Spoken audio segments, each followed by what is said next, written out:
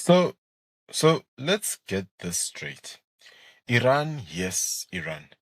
The country famous for mandatory hijabs, funding proxy wars, and hating the West more than Julius Malema hates farmers, is allegedly bankrolling some of South Africa's favorite political clowns.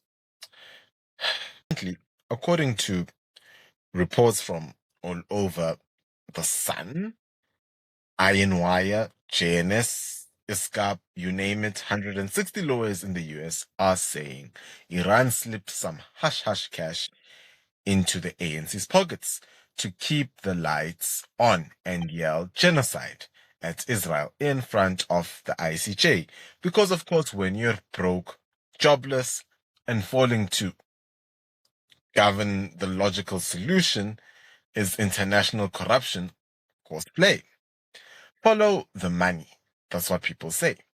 Now, let's unpack this steaming bag of falafel nonsense. The ISGAP, the Institute for Study of Global Anti-Semitic and Policy, says Iran and Qatar gave the ANC a little sugar mama cash injection. Why? To fund election campaigns, push anti-Israel legal theatrics, and probably keep the ANC Youth League in matching tracksuits. Because who needs working infrastructure when you can have drip?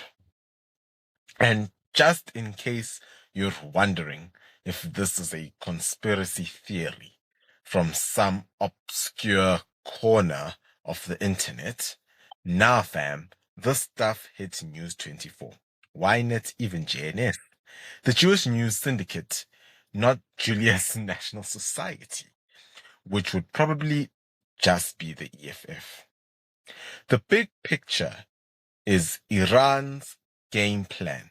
Iran's international strategy is basically, if it's corrupt left wing and anti Western, we fund it. That's how you get Iran funding. Hamas, Hezbollah, the Houthis, and maybe now the Saudi Mutsuneng fan club, otherwise known as the MKP or the MK Party, as well as other parties like the EFF and South Africa. Oh, we've become the influencer level soft targets between shady NGOs, dodgy Islamic universities, and cultural exchange programs that somehow only exchange ideology and cash. Iran is allegedly laying down roots in Mzansi. They use places like Al Mustafa University and the Al Bait Foundation. Also,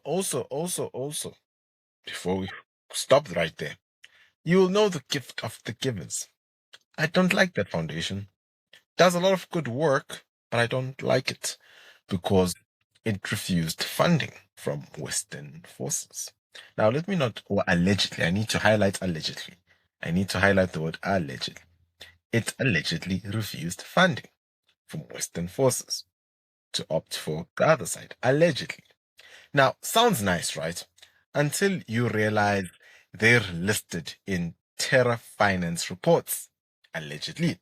It's like opening a university called the Friendly Bomb School and acting shocked when the CIA knocks. Now, let's talk EFF, ANC, and MK.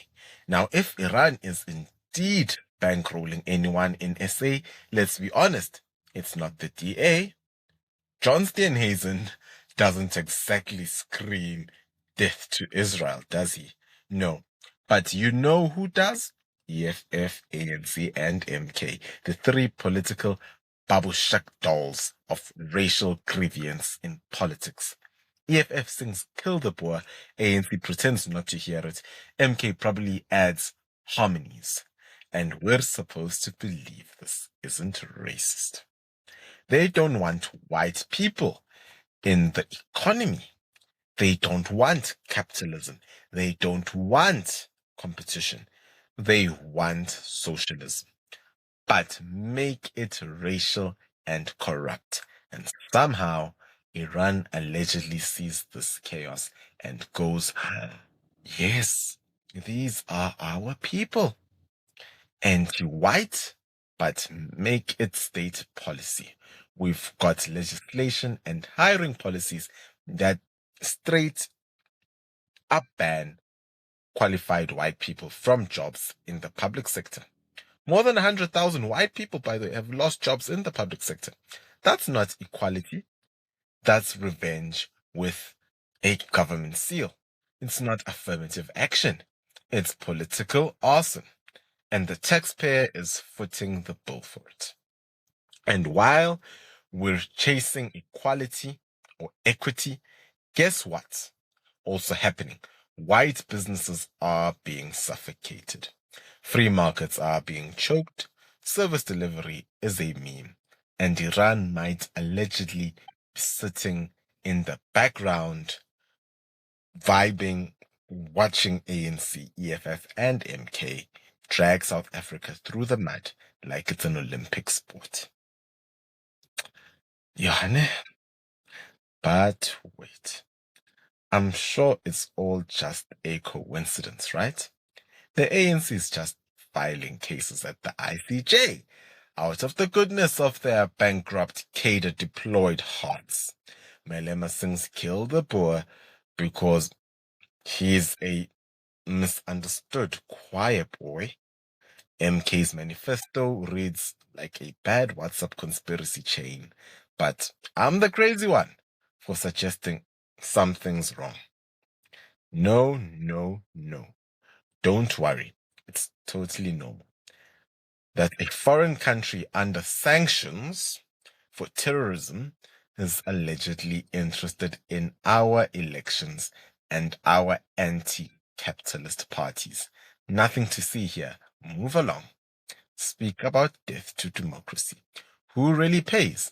But let me tell you, who actually foots the bill for all this geopolitical clownery. You, me, the unemployed graduate, the overtaxed small business, the guy who just got retrenched because some politician needed to tick a race box.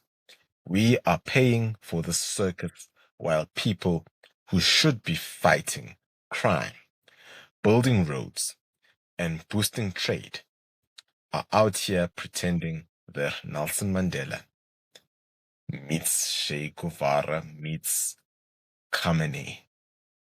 Now, Iran allegedly funds parties that hate the West, hate Israel, and let's be honest, hate white people having a say in the country's economy and its affairs. And instead of calling it what it is, racism, right, they call it transformation. Nah, chief, it's destruction wearing knit cloth. We need fewer slogans and more small businesses, fewer Marxists and more markets. And if Iran wants to fund racial division in SA, they need to be told, not today. Abu Hamza, not on our soil.